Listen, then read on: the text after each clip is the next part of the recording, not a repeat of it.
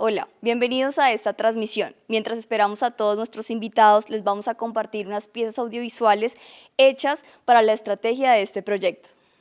El instrumento de valoración de la audición y lenguaje para niños de 0 a 12 años, VALE, es considerado como un requisito en la valoración integral dentro de las consultas de medicina, enfermería, pediatría y fonoaudiología para determinar el estado del oído, la audición y su relación con el desarrollo del lenguaje y la comunicación.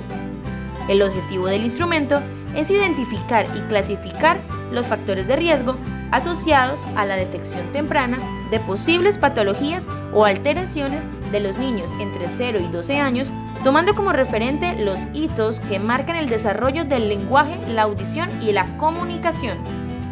Para iniciar la aplicación del instrumento, siga las siguientes recomendaciones. Primero, explique a los padres el procedimiento que se realizará.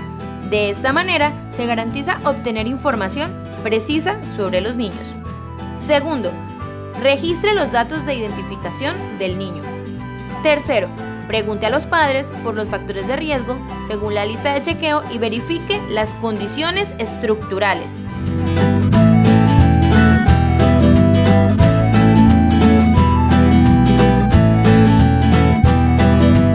Cuarto, ubique el rango de edad del niño y seleccione los ítems de valoración. Si el niño tiene edad corregida, inicie desde este rango la aplicación. Quinto, formule a los padres y o cuidadores las preguntas correspondientes al rango de edad del niño. Sexto, califique frente a cada ítem sí o no de acuerdo a la respuesta del adulto. Séptimo, si el niño tiene 3 años o más, debe aplicar los ítems correspondientes a la categoría vestibular que se encuentran al final del instrumento.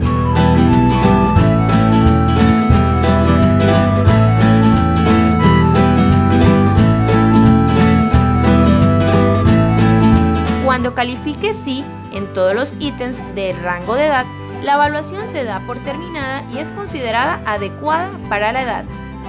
Si marca no en al menos una pregunta, debe aplicar las preguntas del rango de edad anterior.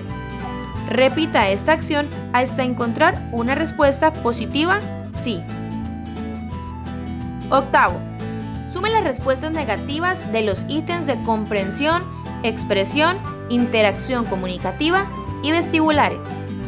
Noveno, la interpretación de los datos es esencial para la clasificación de riesgo. Si al realizar la sumatoria de los datos tiene una respuesta negativa en todos los criterios de calificación, pasa a la prueba. De lo contrario, si tiene 2 o más condiciones en no, debe repetirse la prueba. Décimo, realice el registro de los resultados en la historia clínica y reporte las RIPS o si fue remitido al tamizaje auditivo con tecnología dura. Décimo primero, en caso de falla, realice la remisión al profesional correspondiente. Décimo segundo, en caso de pasa, continúe con las valoraciones periódicas según la ruta de atención en salud.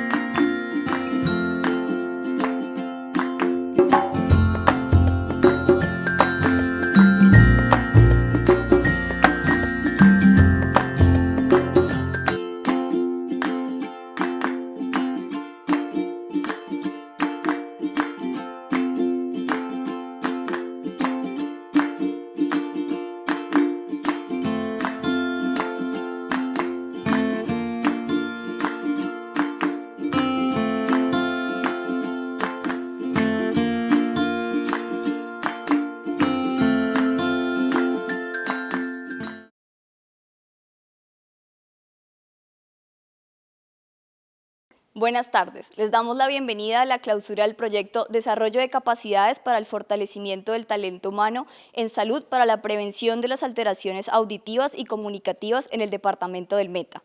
Gracias a todas las personas que nos acompañan del personal médico, de enfermería y fonoaudiología y estudiantes de último semestre, desde los 29 municipios del departamento. Tengo el gusto hoy de presentarles a nuestras dos panelistas, la doctora Olga Patricia Porras, fonoaudióloga de la Universidad de Pamplona y especialista en pedagogía y docencia, maestría en curso en educación. También nos acompaña la doctora Diana Lucía Gómez, médico de la Universidad Nacional, especialista en otorrinolaringología.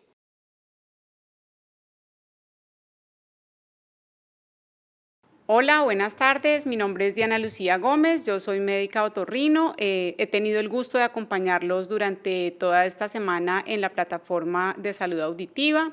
Les agradecemos a todos los que han interactuado con los videos y los contenidos que hemos puesto a su disposición en esta plataforma. Esperamos que haya sido un ejercicio útil para todos ustedes y que además puedan seguir aprovechando todos los contenidos durante todo un año que va a estar abierta la plataforma para su uso.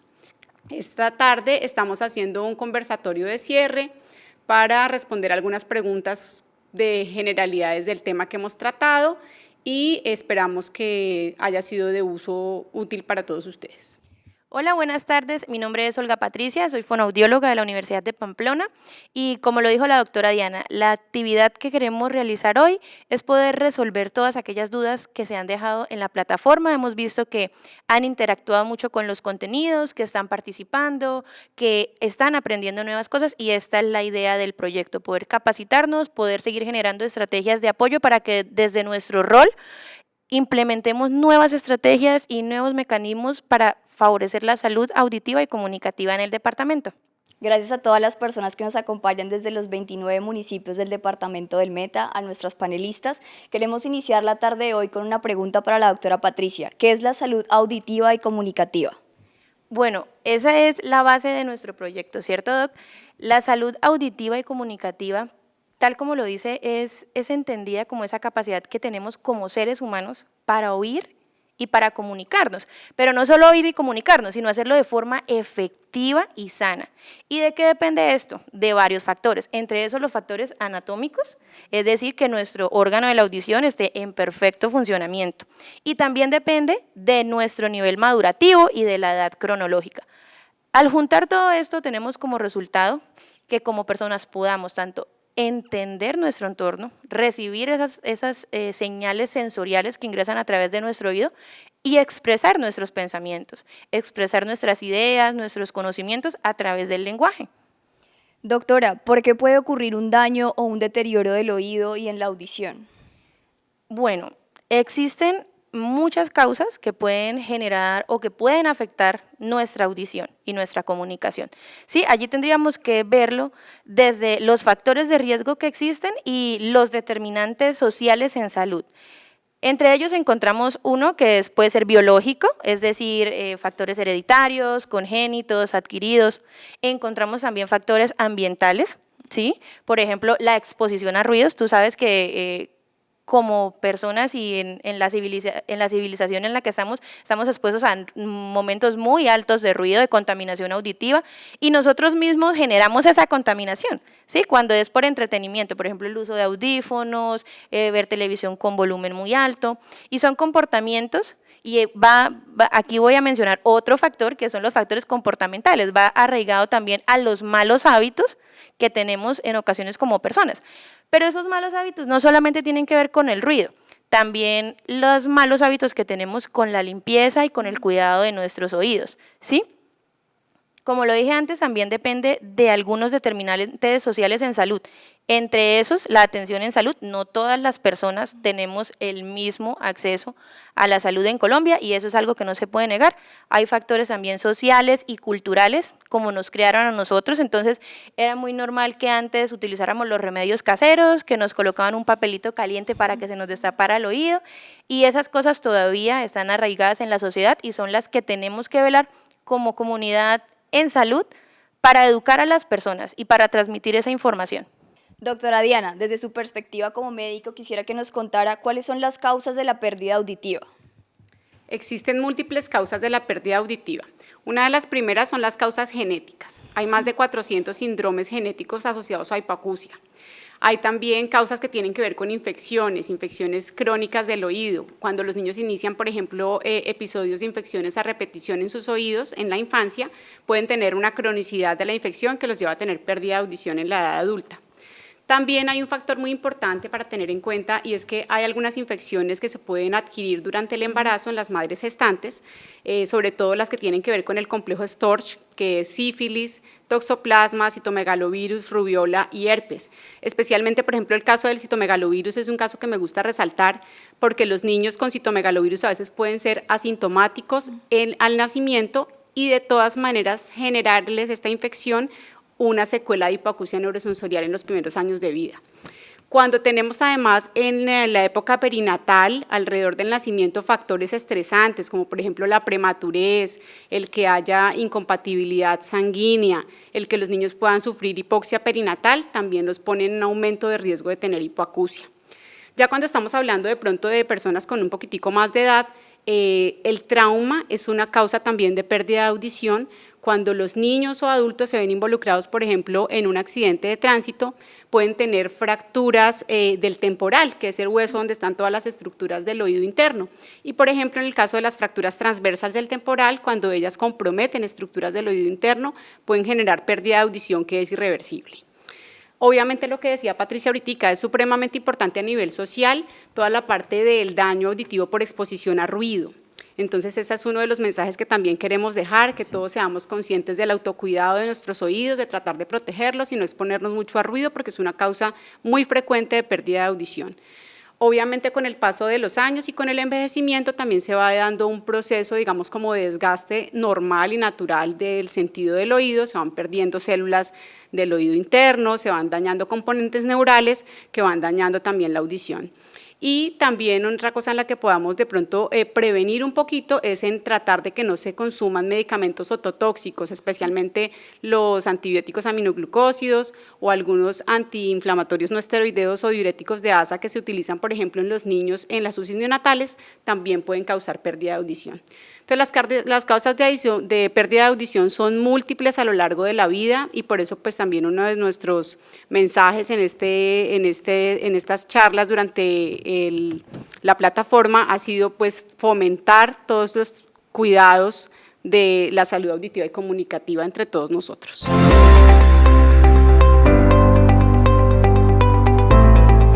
Gracias por la intervención, doctora. Quisiera preguntarle también a qué se refiere la pérdida auditiva y la hipoacusia. Bueno, la hipoacusia es la disminución de la capacidad auditiva. Entonces está definida, digamos, como una imposibilidad de usar adecuadamente el sentido del oído para recibir todos los estímulos de alrededor y especialmente los estímulos que tienen que ver con el lenguaje, como nos decía Patricia. La hipoacusia puede ser entonces parcial o puede ser una pérdida total que se llama también cofosis. Existen, digamos, como múltiples formas de categorizarla, puede ser unilateral o bilateral cuando afecta a los dos oídos, puede ser, dependiendo de la causa, puede ser conductiva cuando afecta, digamos, estructuras del oído externo, la membrana timpánica, la cadena de huesecillos, o puede ser neurosensorial cuando afecta estructuras que tienen que ver con el oído interno y con el nervio auditivo. Y existe un tipo de hipoacusia que se llama mixta, donde se mezclan, digamos, estos dos factores. La pérdida de audición también se puede denominar prelingual, cuando es una pérdida de audición que está presente al nacimiento, desde antes de que los niños hagan, digamos, el proceso de adquisición del lenguaje, o puede también denominarse postlingual, cuando se presenta en personas adultas que ya tienen plenamente establecido su lenguaje y que pierden audición, digamos, ya en la etapa adulta. Entonces, más o menos es esto es la pérdida auditiva, es una disminución de las capacidades del oído. También a veces lo clasifican de acuerdo a la severidad, en leve, moderada, severa, profunda y cofosis, que es cuando ya no hay ninguna respuesta. Doctora, quisiera que nos contara realmente a quién afecta la pérdida de audición. Bueno, esa pregunta es muy interesante porque realmente las situaciones o las pérdidas auditivas nos pueden afectar a todos. Todos estamos expuestos o podemos estar en algún momento en una situación de pérdida auditiva, o sea, no tenemos controlado esas situaciones. ¿Y por qué? En los casos de los niños, como nos hablaba la doctora Diana hace rato, pueden nacer con pérdidas auditivas o hay factores que pueden desencadenar una pérdida auditiva en niños, ¿sí? Pueden nacer con esto.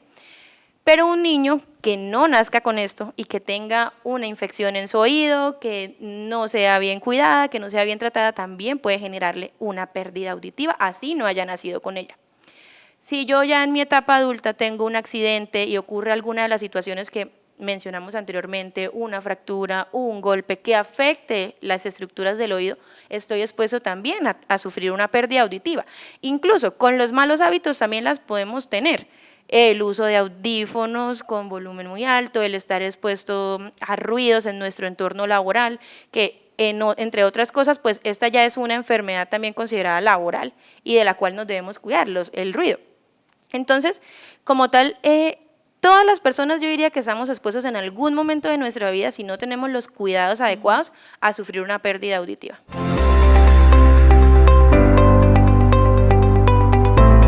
Ahora me gustaría que desde la perspectiva académica y laboral de nuestras dos panelistas nos cuenten acerca de cuál es la situación de los problemas auditivos a nivel internacional y especialmente en nuestro país, Colombia.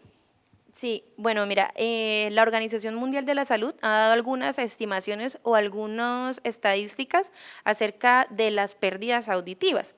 Y una de esas es que de las discapacidades sensoriales, la auditiva es la de mayor prevalencia en el mundo. Y cuando hablamos de que es la de mayor prevalencia, podemos mencionar que alrededor del 5% de la población de todo el planeta tiene pérdida auditiva y esta pérdida auditiva además es discapacitante. Y ustedes dirán, ay, 5% realmente no es mucho para toda la población del planeta, pero estamos hablando de alrededor de 360 millones de personas con pérdida auditiva.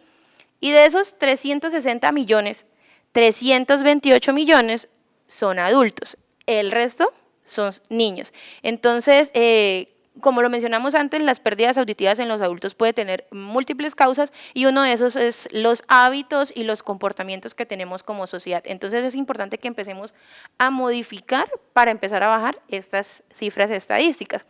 Además que 5 de cada 1000 niños nacen con esta condición o la sufren en la primera infancia. Hacia el 2016 nos regalaban otros datos importantes la Organización Mundial de la Salud y es que las pérdidas auditivas, el 40% son no prevenibles y el 60% son prevenibles. Y de allí, doctora, y a todos los participantes que nos ven, la importancia de los tamizajes auditivos al momento de nacimiento con los niños que tienen riesgo, de estar haciendo controles periódicos también de nuestra audición. Por eso se vuelve tan importante todas las actividades de promoción y de prevención en salud. Y bueno, a nivel nacional estas cifras se aterrizan un poco más y es como un panorama muy similar, pero con las condiciones de Colombia, ¿cierto, doctora? Entonces, a nivel de nuestro país lo que ocurre es que desafortunadamente no tenemos, digamos, datos estadísticos tan fuertes, no hay, digamos, información tan fuerte para tener estadísticas como tan certeras. Lo que se ha visto es que la mayoría de las veces las alteraciones auditivas están relacionadas con factores socioeconómicos, como has dicho tú también en alguna pregunta, son más frecuentes o más prevalentes en personas de estrato socioeconómico bajo o que tengan un bajo nivel escolar.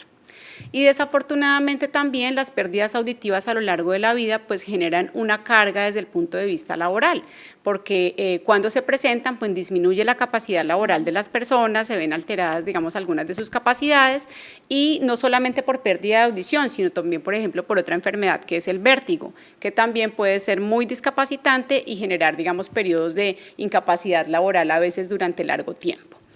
Algunos datos, por ejemplo, que tenemos de estadísticas a nivel de nuestro país provienen del análisis situacional de salud que se hizo entre el 2009 y el 2014. Nos lo reportaron en 2016, ya seguramente prontamente vamos a tener información más reciente. Ahí hablaban de que, por ejemplo, 183.000 personas en el país fueron diagnosticadas con hipoacusia neurosensorial en ese periodo de tiempo. Y para el caso de nuestro departamento del Meta hablábamos más o menos como de 10.500 personas diagnosticadas con hipoacusia neurosensorial en ese mismo periodo de tiempo. El 37% de esos casos de pérdida de audición se presentan en niños durante la primera infancia.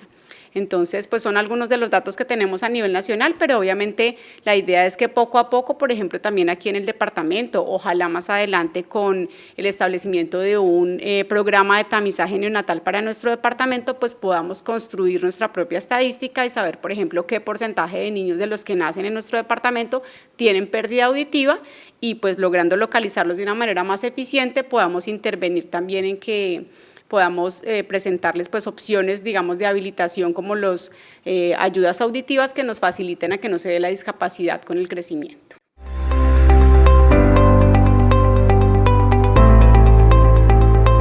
Esta es una pregunta que me gustaría que la doctora Patricia nos respondiera y es ¿qué consecuencia tiene una pérdida auditiva? Bueno, podemos tomarlo, por ejemplo, en el caso de los niños, porque tiene múltiples consecuencias y que son determinantes para el desarrollo madurativo frente a su edad cronológica. Cuando hay una pérdida auditiva, hay una limitación en la entrada de la información sensorial, ¿sí? Generalmente el desarrollo del lenguaje se da por imitación, porque yo recibo información auditiva, recibo información visual, táctil, por todos los sentidos, pero la información auditiva cobra relevancia porque por este medio ingresa la información del lenguaje oral, que es el que nos permite comunicar todas nuestras ideas, nuestros pensamientos, ¿sí? Y esa limitación en la entrada de la información puede tener múltiples consecuencias, puede generar un retraso en el desarrollo del habla y del lenguaje o consecuencias a futuro. ¿Qué se vuelve o qué signos o síntomas de alarma podemos empezar a identificar en los niños que tienen pérdida auditiva? El retraso como tal en la adquisición del lenguaje, falta de vocabulario, dificultades articulatorias, poca expresión. Esto a nivel comunicativo, si lo tomamos en cuenta solo el desarrollo del lenguaje, porque a nivel de desarrollo socioafectivo, socioemocional, también tiene unas implicaciones. Y es que en la etapa escolar, los niños, cuando no reciben atención adecuada o las adaptaciones que necesitan, o los recursos, las herramientas, los medios, para poder comunicarse de manera efectiva, para poder dar resolución a estas pérdidas auditivas, ya sea con las ayudas, con las herramientas, con las ayudas técnicas, para poder aprender, por ejemplo, la lengua de señas colombiana, podemos estar afectando a nivel emocional, toda la parte de la autoestima, la seguridad, generar situaciones de rechazo escolar. Incluso se conoce que dentro de la población con pérdida auditiva en la etapa escolar, cuando ingresan al bachillerato prefieren o hay deserción escolar. Entonces, cuando no se le da un manejo adecuado, cuando no hay un abordaje, una generación de estrategias, de herramientas de adaptación, de inclusión, incluso dentro de las instituciones educativas, podemos estar presentando múltiples consecuencias, tanto a nivel comunicativo, que se desencadena en problemas de aprendizaje más adelante, incluso en la etapa adulta se transforma ese problema, porque en el preescolar puede un niño tener el retraso en el desarrollo del lenguaje. Cuando ingresa a la primaria, este retraso en el desarrollo del lenguaje se transforma en un trastorno del aprendizaje, en un trastorno de la lectoescritura, de la adquisición del cálculo. Y más adelante puede que empiece a superarlo, pero lo acompaña hasta la edad adulta, posiblemente en un trastorno con problemas en la ortografía, algo más sencillo. Entonces, es algo que lo va a acompañar toda la vida y hay que darle un abordaje, hay que darle un manejo adecuado para reducir esas consecuencias y tener muy en cuenta la parte emocional, porque las personas debemos tenerlas o integrarlas de forma global, no solamente que me genere una limitación para comunicarme, sino también como persona, yo cómo me siento o cómo se siente esa persona que tiene una discapacidad sensorial y cómo puedo apoyarla para que mejoren sus condiciones y pueda acceder a la participación, al entorno laboral, al entorno educativo de forma satisfactoria. La doctora Diana nos responderá la siguiente pregunta. ¿Por qué los problemas del oído representan una carga social y económica? Vale. Aquí le damos un poquito de continuidad a lo que estaba hablando Patricia, porque pues desafortunadamente, obviamente, las personas que tienen una discapacidad auditiva generan un tipo de costo para el sistema. Esos costos se han dividido, digamos, como tradicionalmente en costos directos, que son los generados, digamos, de la atención desde el punto de vista de salud a las personas con discapacidad auditiva, que es toda la parte del costo del diagnóstico, del tratamiento como tal, por ejemplo, en el caso de los niños a los que se les realiza cirugía de implante coclear, o el costo, por ejemplo, de las ayudas auditivas, de los audífonos, el costo desde el punto de vista del sistema de salud del seguimiento de estas enfermedades desde el punto de vista crónico, y también hay unos costos indirectos que tienen que ver, digamos, como con lo que deja de producir la persona que tiene una discapacidad auditiva. Entonces, la mayoría de estas personas, como decía Patricia, cuando no se corrige adecuadamente, tempranamente la discapacidad, ya sea con audífonos o con implante coclear, van a tener un desarrollo anormal del lenguaje, de las capacidades, digamos, cognitivas, de la parte como de su desempeño escolar, y al final, en la edad adulta, muchos de ellos no van a tener ni autonomía, ni van a lograr ser, digamos, productivos desde el punto de vista laboral. Entonces, esos son los costos indirectos, todo lo que la persona no produce porque no se integra al mercado laboral, porque de pronto tienen entonces empleos que son a veces, pues digamos, no adecuadamente remunerados, porque muchas veces requieren también de ayuda del Estado desde el punto de vista de subsidios, o no pueden ser completamente independientes de su familia, entonces siempre tienen que estar ligados, digamos, al apoyo familiar. Entonces sí generan unos costos importantes, no está muy bien establecido a nivel de nuestro país cuáles son los costos de la discapacidad auditiva para Colombia, pero hay algunos, digamos, como cálculos de cuánto puede costar la discapacidad auditiva a nivel mundial, y ellos han dicho que más o menos se piensa que son alrededor de 750.000 millones de dólares para un año. O sea, para cada año, más o menos un costo de esa cantidad para manejo de todas las personas con discapacidad auditiva a nivel del mundo. Doctora Patricia, desde su experticia me gustaría que nos contara si la pérdida de audición es prevenible. Claro, y de hecho, más del 60% de los problemas del oído y las enfermedades de la audición son prevenibles, ¿sí? En consecuencia, a nivel nacional, ¿qué se ha hecho? Bueno, desde la Subdirección de Enfermedades No Transmisibles se ha avanzado en la construcción de una política pública para la salud auditiva y comunicativa, es decir, teniendo en cuenta el Plan Decenal de Salud Pública, se ha velado por orientar políticas o conductas positivas para transformar todas las condiciones de vida, todos los estilos saludables, y no solo eso, sino que generar también estrategias para promover los ambientes tranquilos como entornos protectores y garantizar una audición segura. Y de ahí es que nace la estrategia Somos Todo Oídos, ¿sí? Que es una estrategia de promoción y prevención para favorecer el autocuidado, los conocimientos, las actitudes, las prácticas, para generar una cultura sana de las pautas de protección, y esas pautas de protección que son además específicas mediante el uso de herramientas de protección personal para evitar el ruido, para evitar el agua, ¿sí? Entonces se han generado múltiples estrategias.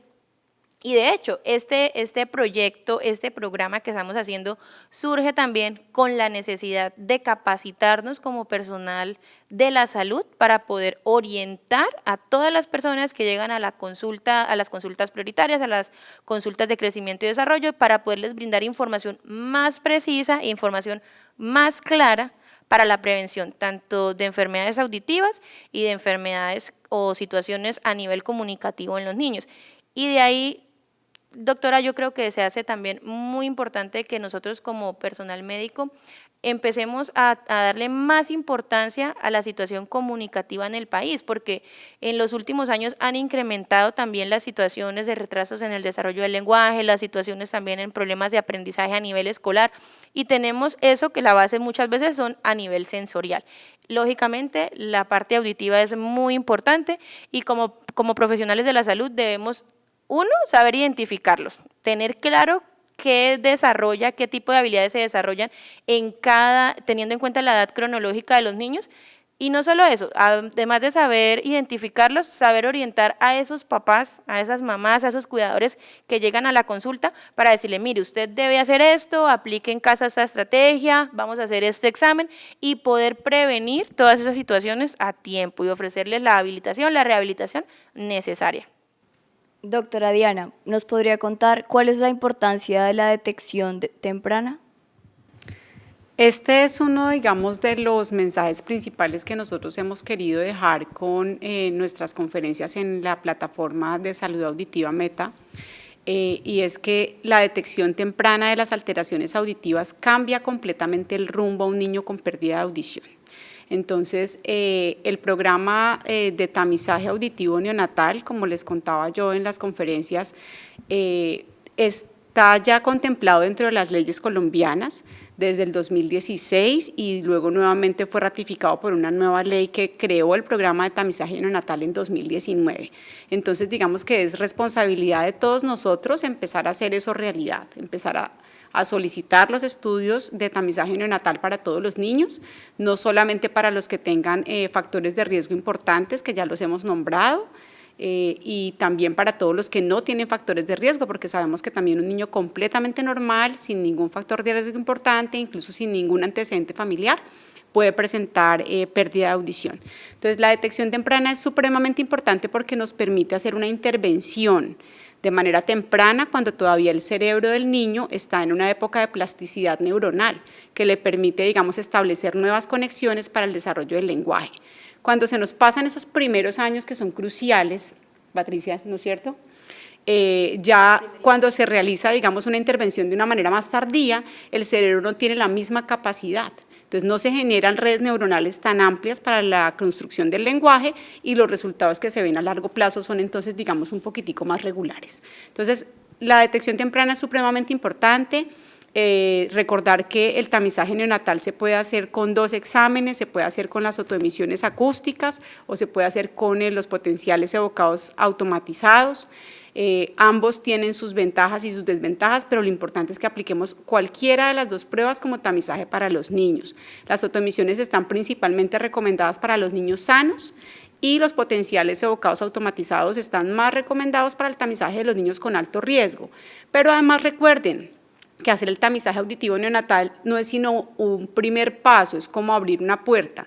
Cuando detectamos un niño con pérdida de audición en el tamizaje, de ahí en adelante inicia un proceso que es reconfirmar el diagnóstico, luego realizar la intervención y hacer toda la parte de terapia y rehabilitación para que estos niños tengan un desarrollo adecuado. Entonces, es importante que ojalá en el departamento vayamos construyendo redes para manejar estos niños, porque a veces desafortunadamente por toda la parte como de trámites de la EPS y todas estas cosas, estos niños se van quedando, digamos, en el proceso y unos niños, por ejemplo, que fueron implantados, pero que nunca fueron a rehabilitación, o que tienen sus audífonos, pero que no los usan. Entonces es importante que todos vayamos construyendo un poquitico en ese proceso de que estos niños que se detectan en el tamizaje logren en un feliz término un buen desarrollo del lenguaje. Y acuérdense que el tamizaje no es solamente neonatal, sino que también recuerden que hablamos de tamizaje a lo largo de la vida, y esto quiere decir que en todos los momentos de la vida, en primera infancia, en adolescencia, en jóvenes, en edad adulta e incluso hasta en la tercera edad, hay que estar vigilantes de la audición, porque se pueden presentar enfermedades a lo largo de la vida que la afecten. Entonces, como mínimo, una vez por cada época de la vida debemos realizar un examen de tamizaje que ya durante las conferencias dijimos, se hace o con audiometría infantil para los niños menores de 5 años o con audiometría tonal para los mayores de 5 años y para todos los adultos de ahí en adelante. El instrumento de valoración de la audición y lenguaje para niños de 0 a 12 años, VALE, es considerado como un requisito en la valoración integral dentro de las consultas de medicina, enfermería, pediatría y fonoaudiología para determinar el estado del oído, la audición y su relación con el desarrollo del lenguaje y la comunicación. El objetivo del instrumento es identificar y clasificar los factores de riesgo asociados a la detección temprana de posibles patologías o alteraciones de los niños entre 0 y 12 años, tomando como referente los hitos que marcan el desarrollo del lenguaje, la audición y la comunicación. Para iniciar la aplicación del instrumento, siga las siguientes recomendaciones. Primero, explique a los padres el procedimiento que se realizará. De esta manera, se garantiza obtener información precisa sobre los niños. Segundo, registre los datos de identificación del niño. Tercero, pregunte a los padres por los factores de riesgo según la lista de chequeo y verifique las condiciones estructurales.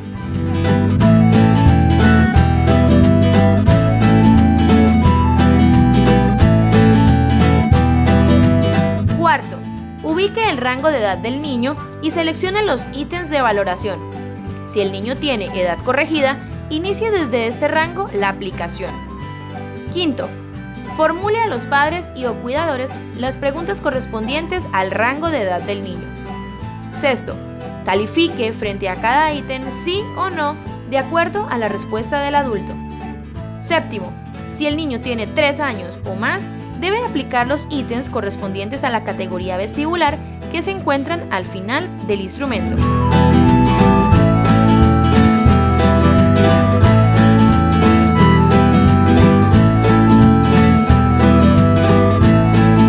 Cuando califique sí en todos los ítems de rango de edad, la evaluación se da por terminada y es considerada adecuada para la edad.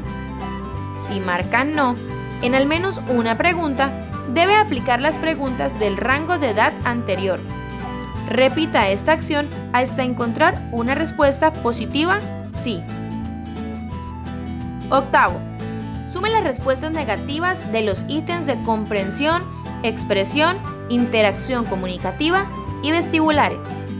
Noveno, la interpretación de los datos es esencial para la clasificación de riesgo. Si al realizar la sumatoria de los datos tiene una respuesta negativa en todos los criterios de calificación, pasa a la prueba. De lo contrario, si tiene 2 o más condiciones en no, debe repetirse la prueba. Décimo, realice el registro de los resultados en la historia clínica y reporte las RIPS o si fue remitido al tamizaje auditivo con tecnología dura. Décimo primero, en caso de falla, realice la remisión al profesional correspondiente. Décimo segundo, en caso de pasa, continúe con las valoraciones periódicas según la ruta de atención en salud.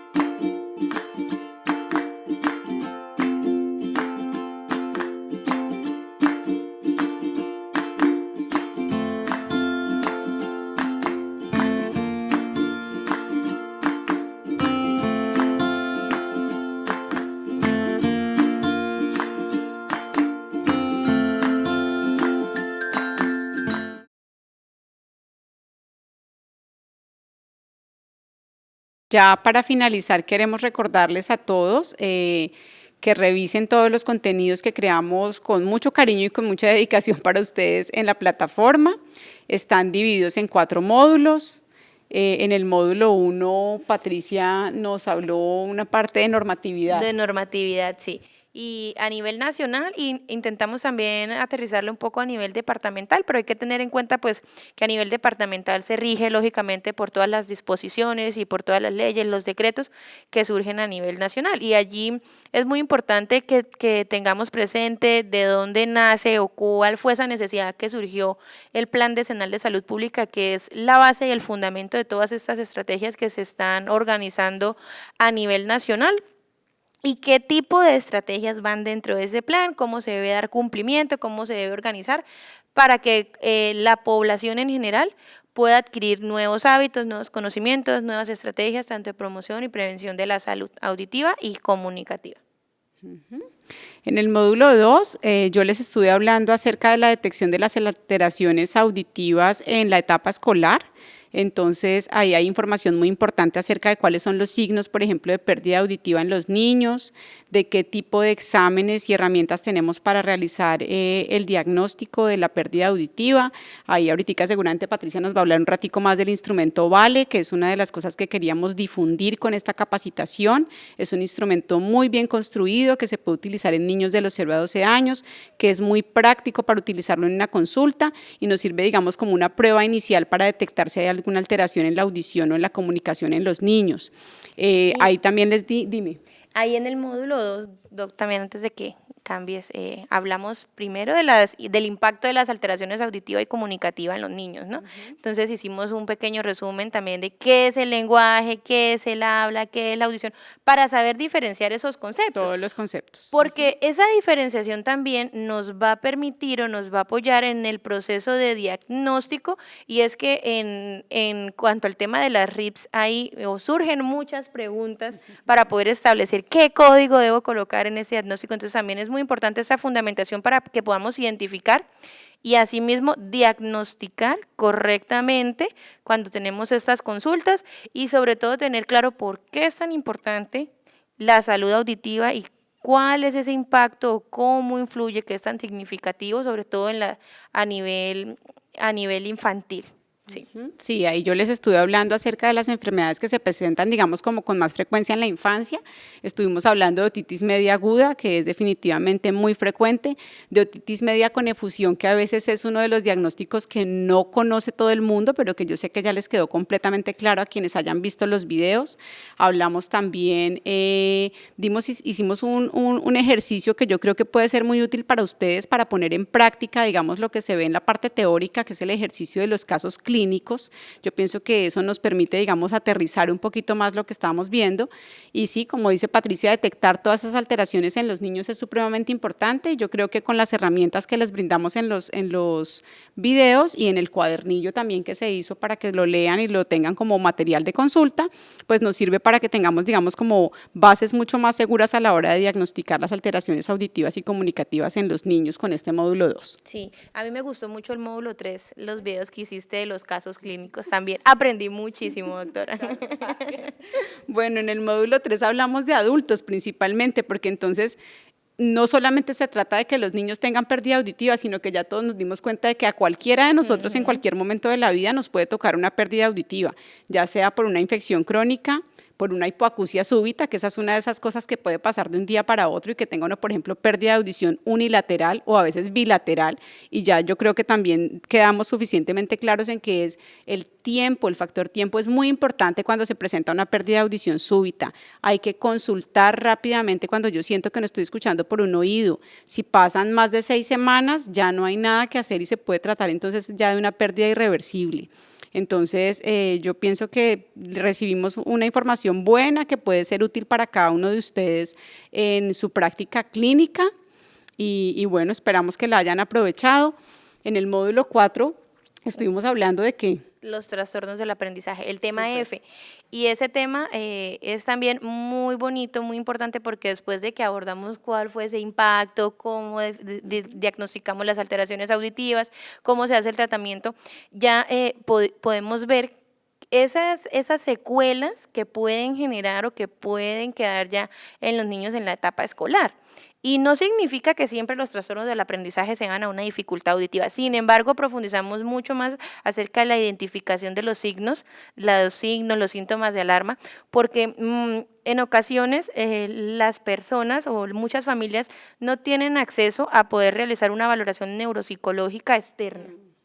¿Y de qué dependen? De ir a la consulta por medicina general, de socializar al médico los síntomas que están presentando. Entonces, síntomas como es que mi hijo tiene 6 años y todavía no habla claro. Es que mi hijo está en tercero, en cuarto de primaria y todavía no lee bien, es que no comprende. Entonces, hay que darle importancia a esas situaciones que nos pueden estar brindando, que nos pueden estar reportando los padres de familia, no para hacer una detección, porque allí en la consulta por medicina general pues no vamos a hacer el diagnóstico ni vamos a de una vez a darle este diagnóstico o esta orientación a los papás ni a definir qué tiene el niño, pero sí poder orientar ese proceso y poder remitir y realizar el proceso correspondiente para que este niño reciba la atención necesaria y lógicamente reciba la rehabilitación, el tratamiento adecuado. Muy bien, ahí en esa parte aprendí fui yo, de Sí. todos los trastornos de aprendizaje. Dislexia, disgrafia, Sí, muchas discalculia, gracias. TDAH, Y muy yo sé que chévere. para todos ustedes también fue muy útil toda la información que recibimos en todos los módulos.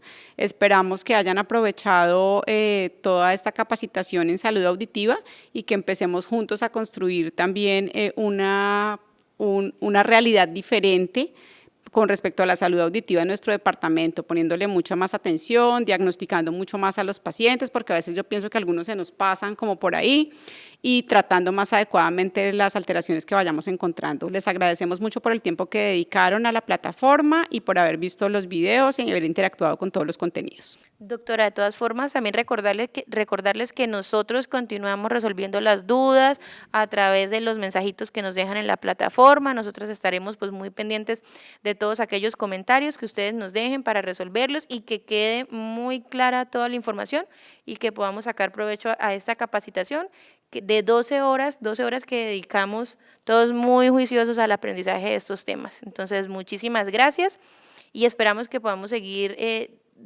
generando este tipo de estrategias en nuestro departamento que nos permitan crecer como sociedad.